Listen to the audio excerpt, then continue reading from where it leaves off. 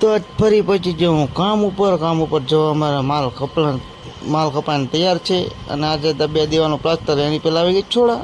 તો ચાલો જલ્દી ફટાફટ સોડા પીને પછી અંદરનું પ્લાસ્ટર પૂરું કરીને પતરા ઉપર આવી ગયો મુરડીનું પ્લાસ્ટર કરવા. ને પછી હવે પ્લાસ્ટર પૂરું થઈ ગયું. જનકપુરી અમારા નજારો આવો દેખાય છે, તમે જુઓ. ને આ દિવાલનું પણ પ્લાસ્ટર મેં મારી દીધું. પછી હું પછી જો ઘરે જોઈ તમારા હા લે આ લે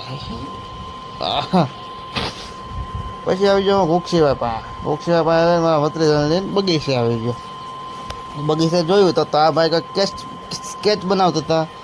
તમારા હેતુભાઈને શું લાઈને હું પણ સ્કેચ બનાવું હાલ નહીં ભાઈ, મારો બનાવી દઈએ કે. પછી એ બેઠા છે ને એનું સ્કેચ બનવા લાગ્યું છે. તો તમે છેલ્લા સુધી જુઓ એનું સ્કેચ કેવું બનશે. જીતુભાઈનું સ્કેચ બનીને તૈયાર થઈ ગયું છે. કેવું લાગ્યું તમને કમેન્ટમાં જરૂર કહેજો.